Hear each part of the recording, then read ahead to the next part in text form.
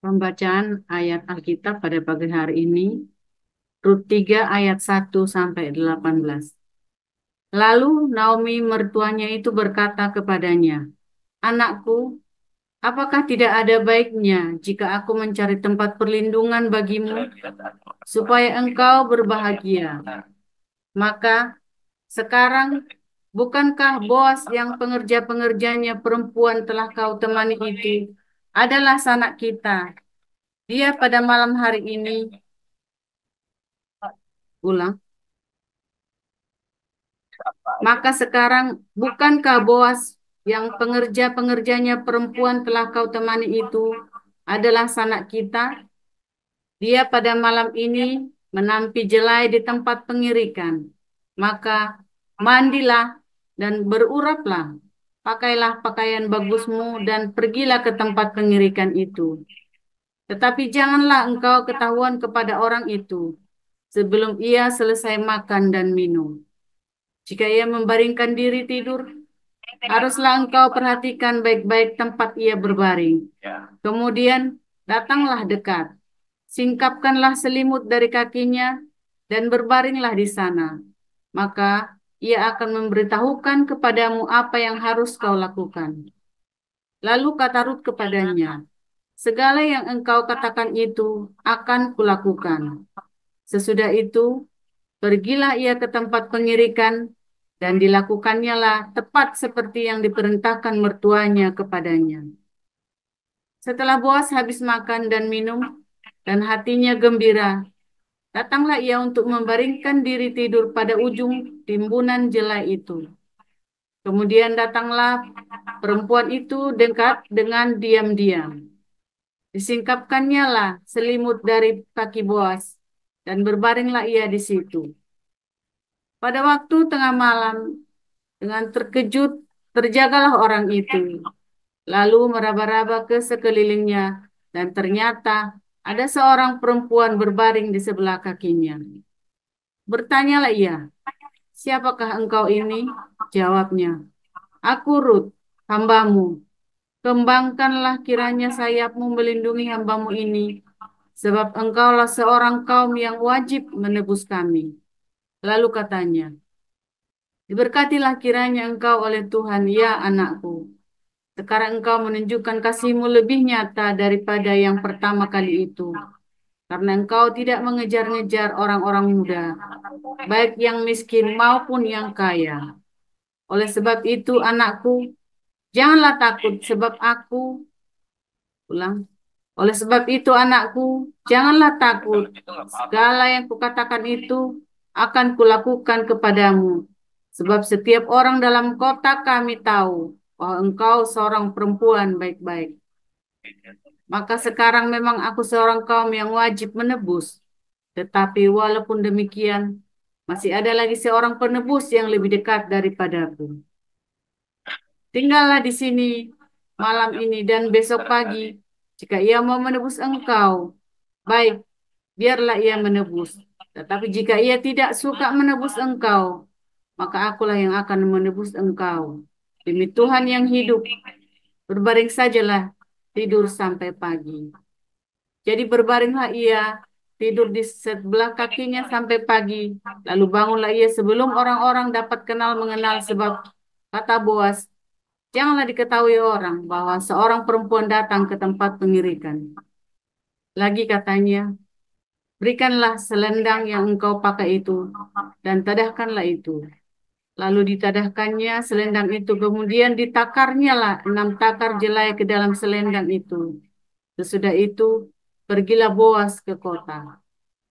Setelah perempuan itu sampai kepada mertuanya, berkatalah mertuanya itu, "Bagaimana anakku?" Lalu diceritakannya lah semua yang dilakukan orang itu kepadanya, serta berkata, "Yang 6 takar jelai ini diberikannya kepadaku, sebab katanya, engkau tidak boleh pulang kepada mertuamu dengan tangan hampa." Lalu kata mertuanya itu, "Duduk sajalah menanti anakku, sampai engkau mengetahui bagaimana kesudahan perkara itu. Sebab orang itu tidak akan berhenti sebelum diselesaikannya perkara itu pada hari ini juga." Demikian.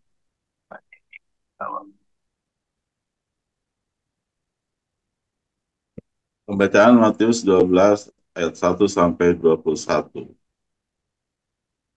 Pada waktu itu pada hari Sabat, Yesus berjalan di ladang gandum karena lapar. Murid-muridnya memetik bulir gandum dan memakannya. Melihat itu, berkatalah orang Farisi kepadanya, "Lihatlah murid-muridmu berbuat sesuatu yang tidak diperbolehkan pada hari Sabat." Tetapi jawab Yesus kepada mereka, "Tidakkah kamu baca apa yang dilakukan? Tidakkah kamu baca ya apa yang dilakukan Daud ketika ia dan mereka yang mengikutinya lapar? Bagaimana ia masuk ke dalam rumah Allah dan bagaimana mereka makan roti sajian yang tidak boleh dimakan baik olehnya maupun oleh mereka yang mengikutinya, kecuali oleh imam-imam. Atau tidakkah kamu baca dalam kitab Taurat bahwa pada hari Sabat imam-imam melanggar hukum Sabat di dalam bait Allah, namun tidak bersalah? Aku berkata kepadamu, di sini ada yang melebihi bait Allah ketika mereka, saya ulang, aku berkata kepadamu, di sini ada yang melebihi bait Allah. Jika memang kamu mengerti maksud firman ini, yang kuhendaki ialah belas kasihan dan bukan persembahan. Tentu kamu tidak menghukum orang yang tidak bersalah, karena anak manusia adalah Tuhan atas hari Sabat. Setelah pergi dari sana, Yesus masuk ke rumah ibadah mereka. Di situ ada seorang yang mati sebelah tangannya. Mereka bertanya kepadanya, bolehkah menyembuhkan orang pada hari Sabat? Maksud mereka ialah supaya dapat mempersalahkan dia. Tetapi Yesus berkata kepada mereka, jika seorang dari antara kamu mempunyai seekor domba dan domba itu terjatuh ke dalam lubang pada hari Sabat, tidakkah ia akan menangkapnya dan mengeluarkannya? Bukan manusia, bukankah manusia jauh lebih berharga daripada domba? Karena itu boleh berbuat baik pada hari Sabat. Lalu kata Yesus pada orang itu, ulurkanlah tanganmu, dan ia mengulurkannya. Maka pulihlah tangannya itu dan menjadi sehat seperti tangannya yang lain. Lalu keluarlah orang Farisi itu dan bersekongkol untuk membunuh dia. Tetapi Yesus mengetahui maksud mereka lalu menyingkir dari sana. Banyak orang yang mengikuti Yesus dan ia menyembuhkan mereka semuanya. Ia dengan keras melarang mereka memberitahukan siapa dia, supaya genaplah firman yang disampaikan Nabi Yesaya. Lihatlah itu hambaku yang kupilih, yang kukasihi, yang kepadanya jiwaku berkenan. Aku akan menaruh rohku ke atasnya, dan ia akan memaklumkan hukum kepada bangsa-bangsa. Ia akan berbantah dan tidak akan berteriak, dan orang tidak akan mendengar suaranya di jalan-jalan. Ulu yang patah terkulai tidak akan diputuskannya, dan sumbu yang pudar nyalanya tidak akan dipadamkannya sampai ia menjadi hukum itu menang. Dan padanya lah bangsa-bangsa akan berharap. Demikian firman Tuhan. Kemudian dibawalah kepada Yesus seorang yang kerasukan setan. Orang itu buta dan bisu. Lalu Yesus menyembuhkannya sehingga si bisu itu berkata-kata dan melihat. Maka takjublah sekalian orang banyak itu, katanya, ia ini agaknya anak Daud. Tetapi ketika orang Farisi mendengarnya, mereka berkata, dengan Beelzebul, penghulu setan, ia mengusir setan. Tetapi Yesus mengetahui pikiran mereka, lalu berkata kepada mereka, setiap kerajaan yang terpecah-pecah pasti binasa, dan setiap kota atau rumah tangga yang terpecah-pecah tidak dapat bertahan. Demikianlah juga kalau iblis mengusir iblis, ia pun terbagi-bagi dan melawan dirinya sendiri. Bagaimanakah kerajaannya dapat bertahan? Jadi, jika aku mengusir setan dan kuasa Beelzebul, dengan kuasa siapakah pengikut-pengikutmu mengusirnya? Sebab itu merekalah yang akan menjadi hakimu. Tetapi jika aku mengusir setan dengan kuasa roh Allah, maka sesungguhnya kerajaan Allah sudah datang kepadamu. Atau bagaimanakah orang dapat memasuki rumah seorang yang kuat dan merampas harta bendanya apabila tidak diikatnya dahulu orang kuat itu?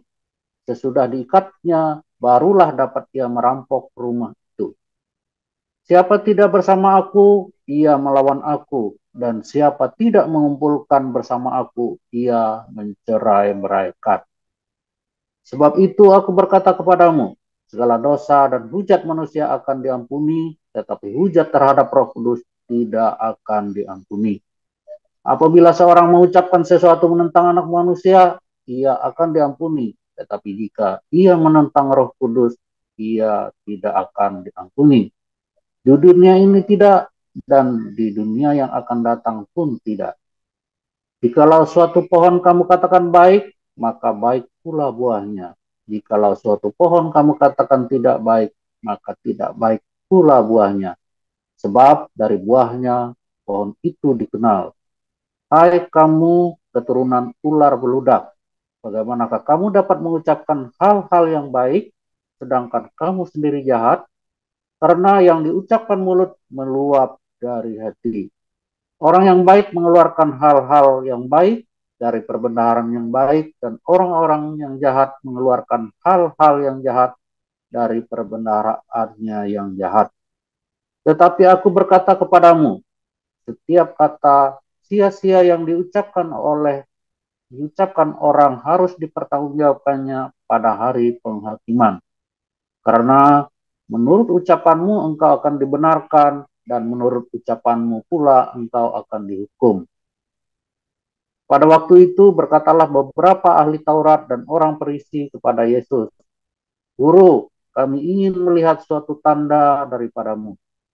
Tetapi jawabnya kepada mereka, angkatan yang jahat dan tidak setia ini menuntut suatu tanda, tetapi kepada mereka tidak akan diberikan tanda selain tanda Nabi Yunus. Sebab seperti Yunus tinggal di dalam perut ikan 3 hari 3 malam, demikian juga anak manusia akan tinggal di dalam rahim bumi 3 hari 3 malam. Pada waktu penghakiman, orang-orang Niniwe akan bangkit bersama angkatan ini dan menghukumnya juga. Sebab orang-orang Niniwe itu bertobat setelah mendengar pemberitaan Yunus. Dan sesungguhnya yang ada di sini lebih daripada Yunus. Pada waktu penghakiman, ratu dari selatan itu akan bangkit bersama angkatan ini, dan ia akan menghukumnya juga. Sebab ratu ini datang dari ujung bumi untuk mendengar hikmat Salomo, dan sesungguhnya yang ada di sini lebih daripada Salomo. Apabila roh jahat keluar dari manusia, ia pun mengembara ke tempat-tempat yang tandus mencari perhentian, tetapi ia tidak mendapatnya. Lalu ia berkata, aku akan kembali ke rumah yang telah kutinggalkan itu. Maka pergilah ia dan mendapati rumah itu kosong, bersih tersapu, dan rapi teratur. Lalu ia keluar dan mengajak 7 roh lain yang lebih jahat daripadanya, dan mereka masuk dan berdiam di situ. Maka akhirnya keadaan orang itu lebih buruk daripada keadaannya semula. Demikian pula akan berlaku atas angkatan yang jahat ini. Ketika Yesus masih berbicara dengan orang banyak itu, ibunya dan saudara-saudaranya berada di luar dan berusaha menemui dia. Maka seorang berkata kepadanya, lihatlah, ibumu dan saudara-saudaramu ada di luar dan berusaha menemui engkau. Tetapi jawab Yesus kepada orang yang menyampaikan berita itu kepadanya, siapakah ibuku dan siapakah saudara-saudaraku? Lalu katanya sambil menunjuk ke arah murid-muridnya, ini ibuku dan saudara-saudaraku. Sebab siapapun yang melakukan kehendak Bapakku di surga, dialah saudaraku laki-laki, dialah saudaraku perempuan, dialah ibuku. Amin. Terima kasih untuk para lektor, Pak Ibu Rosno Baba, Bapak Siliwangi, dan Bapak Enardo. Bapak Ibu, kita akan bersama-sama mendengarkan firman Tuhan. Silakan, Pastor Paul.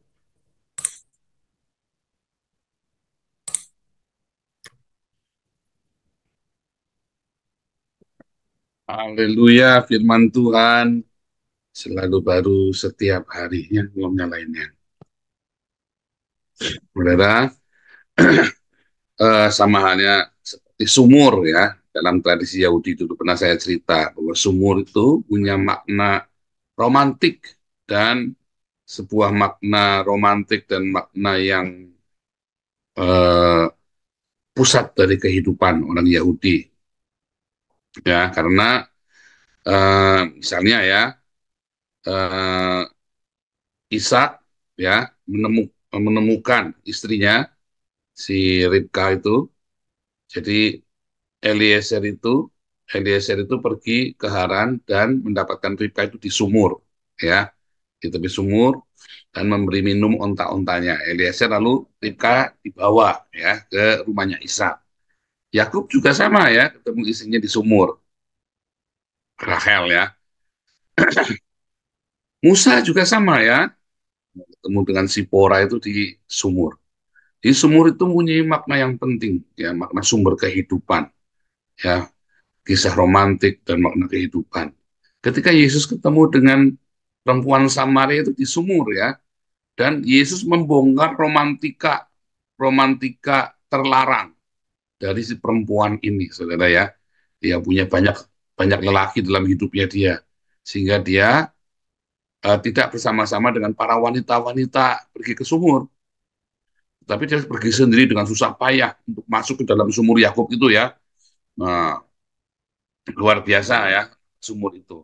Nah, ladang juga sama, saudara ya.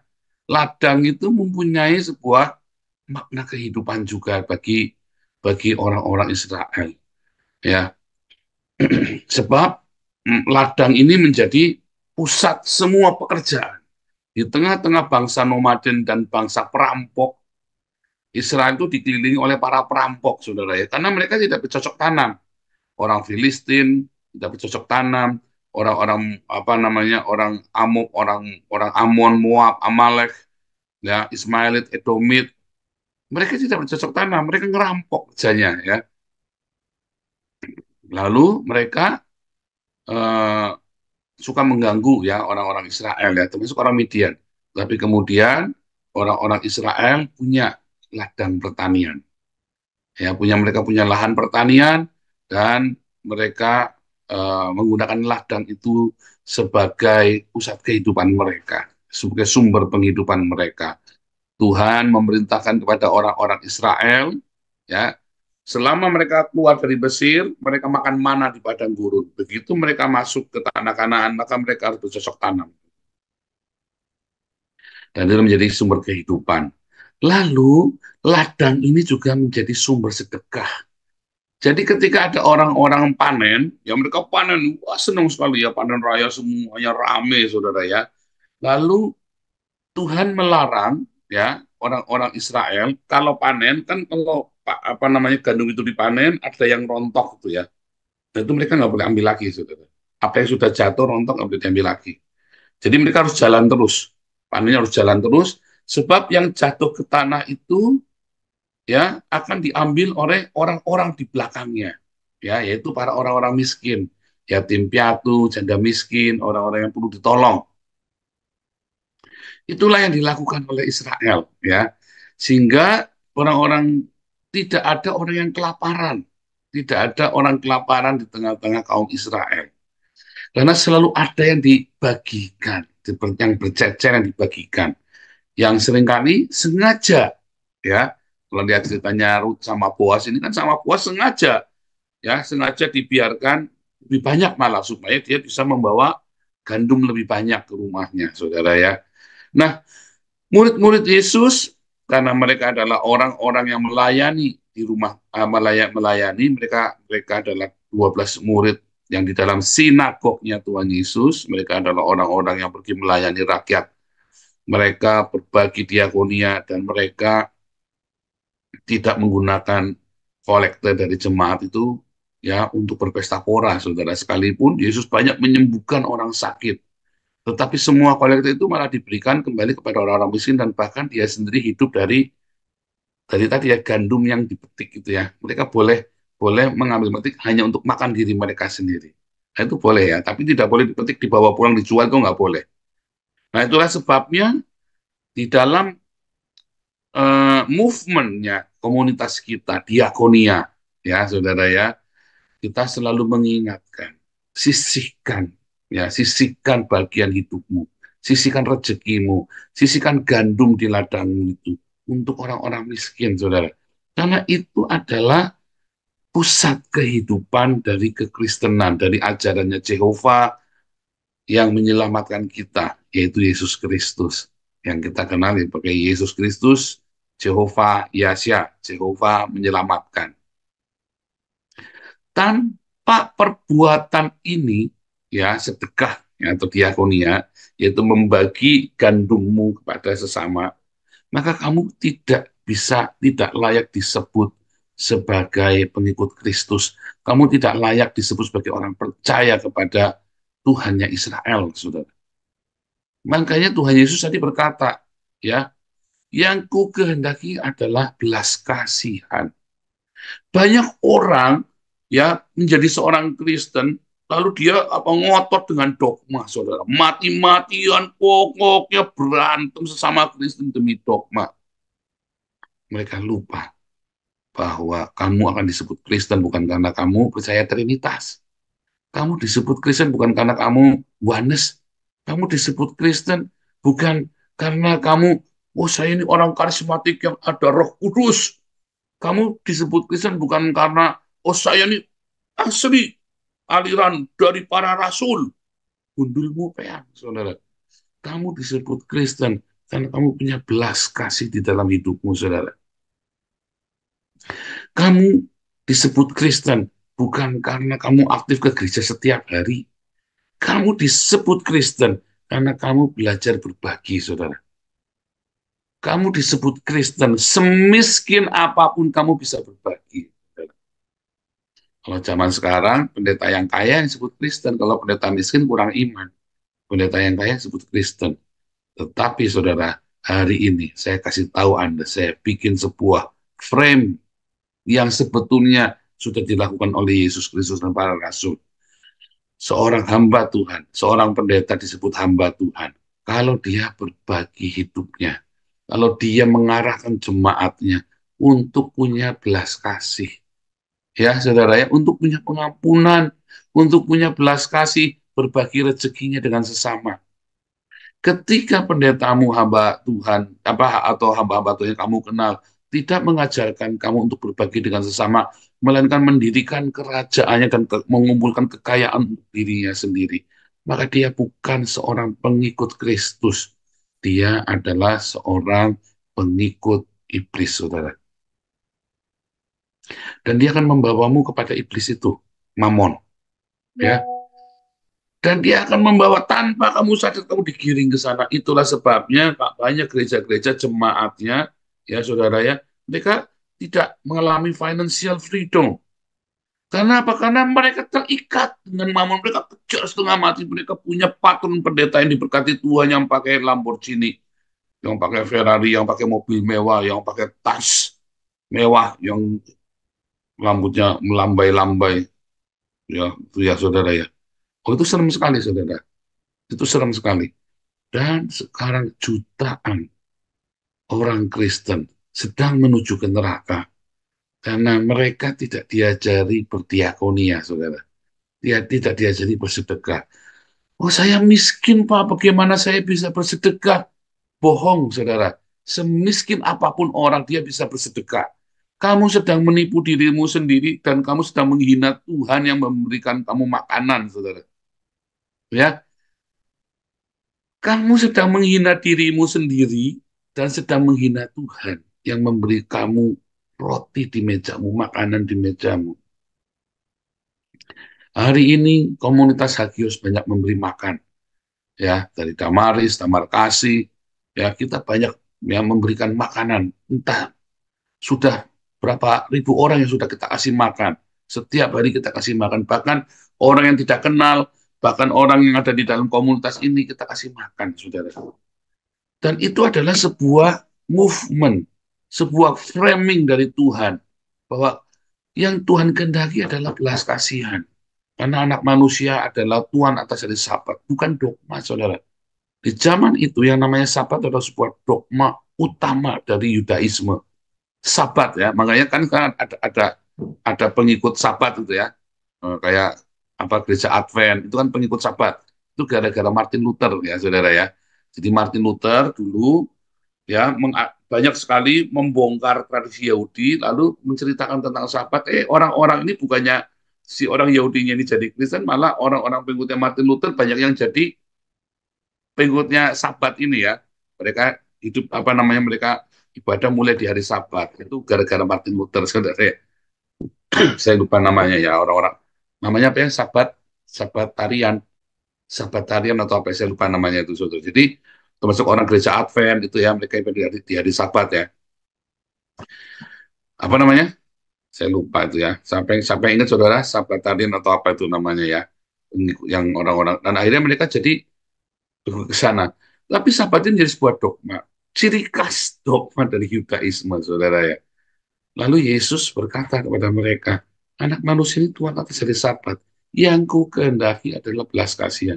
Banyak orang terjebak di dalam dogmanya. Saya berdoa, saudara, setiap hari. Saya selalu, hati saya itu miris ya, ketika di TikTok itu ya, selalu ada orang laporan, selalu tanya tentang Trinitas, Oneness, Unitarian. Saya ini dokter teologi, saudara. Saya lebih tahu daripada Samuel Siaan, saya lebih tahu daripada si Sofiatul, saya lebih tahu daripada si Elia Miron, Agatha, dan sebagainya macam tentang Trinitas, tentang Oneness. Ya, saya sekolah teologi 9 tahun, 10 tahun sekarang ya. Saya belajar, termasuk saya belajar tentang Yudaisme. Tetapi selama saya belajar teologi, saudara ya, ternyata Trinitas dan Oneness itu tidak penting, saudara. Penting ya buat cari duit, saudara, buat cari nama. Tapi tidak penting buat keselamatanmu.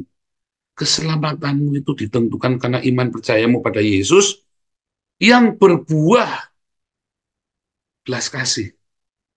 Bukan Trinitas Oneness, bukan dogma.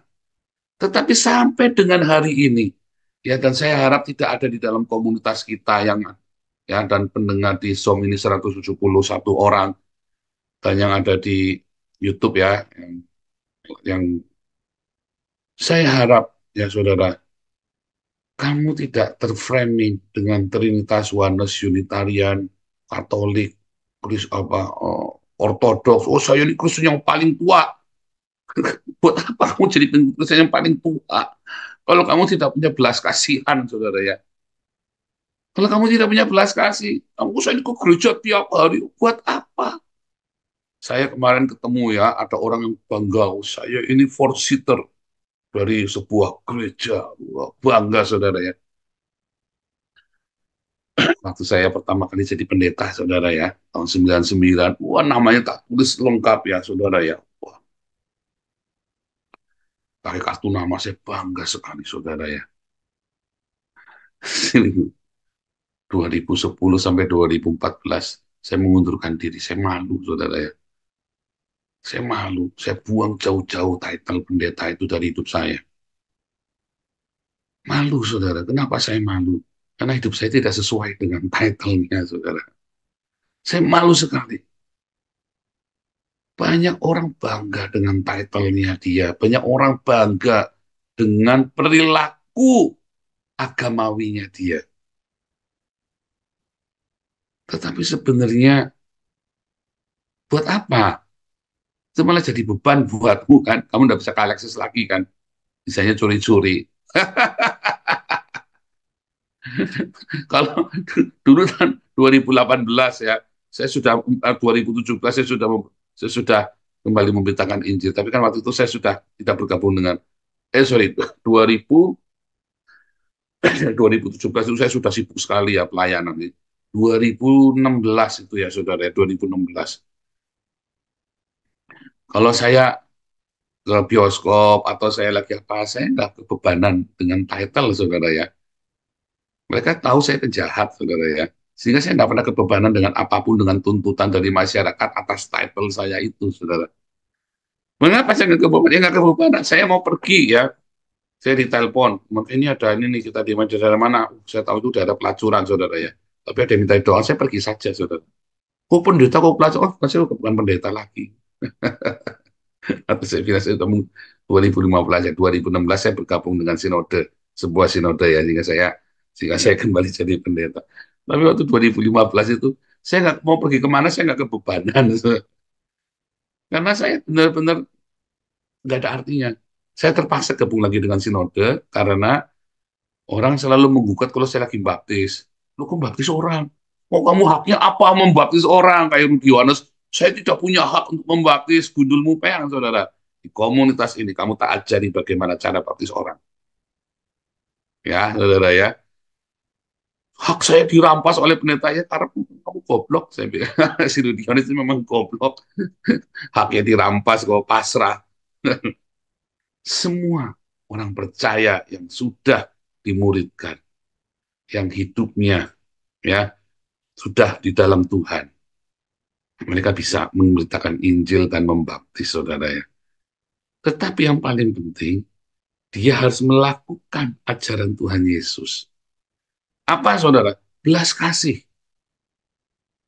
Bukan retorika, saudara ya. Benar-benar lakukan. Ya. Dan belas kasih itu bukan cuma bacot doang, tapi dilakukan.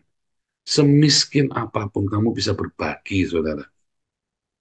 Ya, semiskin apapun kamu bisa berbagi. Masalahnya dari orang-orang Kristen adalah mereka punya banyak sekali alasan untuk tidak berbagi. Karena miskin, karena utangnya banyak, karena inilah, karena itulah. Tapi begitu pendetanya mau pergi ke Amerika, wah berlomba-lomba ya. Enggak, aku bayarin tiketnya Pak Pendeta.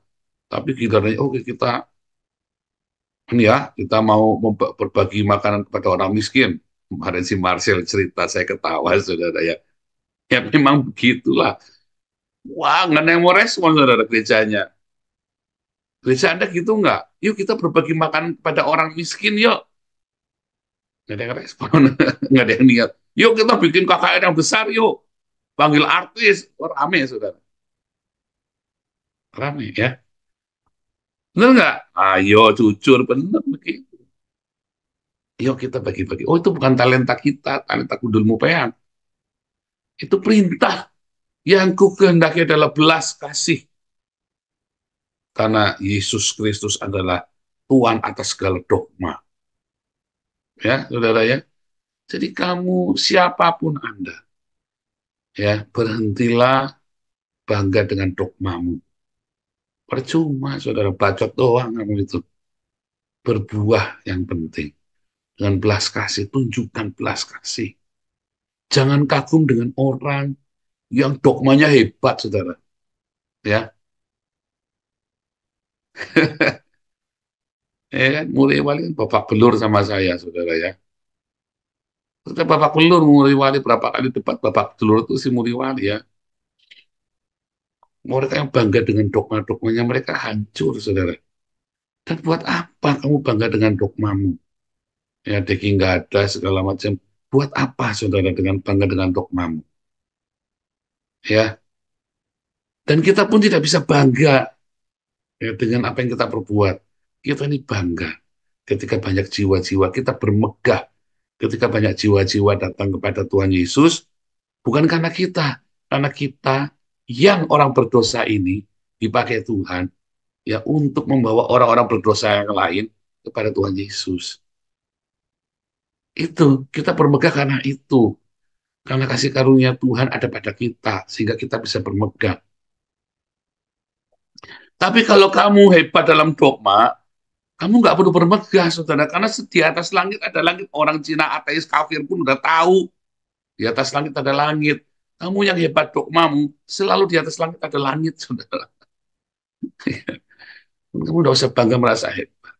Ya bolak-balik saya bilang, saya ini sekolah teologi 10 tahun. Saya aja tidak merasa paling hebat, saudara. Karena yang saya pelajari, kenapa kamu sekolah teologi sampai jadi dokter, jadi apa? Supaya kalau ada orang ngaku-ngaku, oh ini katanya profesor, dokter, ini, itu. Oh ini kan katanya dokter Menahem Ali, ini katanya dokter itu. Oh saya juga dokter. Cuma buat gituan doang, saudara. Ya kan saya juga dokter. Wah ini kan dokter, saya lebih hebat. Itu siapa saya lebih hebat? Saya bilang. Cuma buat gituan doang. Tetapi buah nggak tergantung dokternya itu. Enggak, buah belas kasih itu ada di dalam hatimu. Ketika kamu ada firman Tuhan berkata, ampuni. Ya Tuhan, aku mau mengampuni. Aduh, saudara, mau kamu hebatnya kayak apa di dalam dogmamu, di dalam pengetahuan Alkitabmu, ya, Trinitas, Oneness, Unitarian, ya, dan segala macam istilah-istilah yang aneh-aneh itu. Nggak ada artinya, saudara. Oh, nggak boleh pakai nama Allah, harusnya pakai Yahweh. Gundulmu peang, saudara. Kata Yahweh saja sudah salah, ya kan?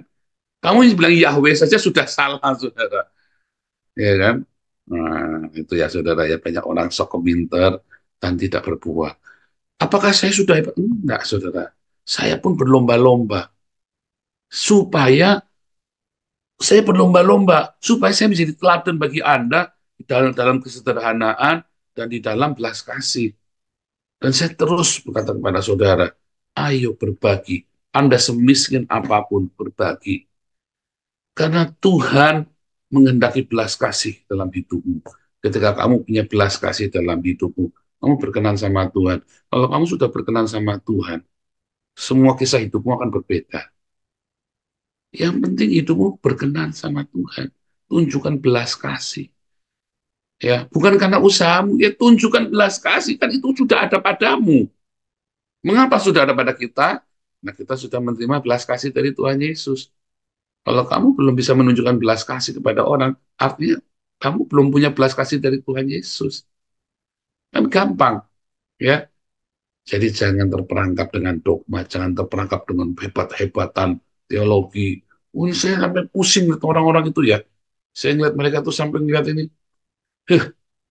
dan tidak ada yang berbuah. Sak pendetanya, sak apologetnya semua. Jangan, saudara. Saya dulu juga begitu. Kemudian begitu saya sadar masuk di dalam, ya, 2014, 2015, saya mulai sadar yang penting itu buah. Karena ada banyak rupa. Tuhan Yesus cuma kasih satu dari buahnya. Kamu tahu pengajarannya. Itu belas kasih. Buahnya itu bukan dogma, saudara, ya. Kan dogma itu pengajaran. Maka buah pengajaran adalah pengajaran. On juga nih orang-orang, ya.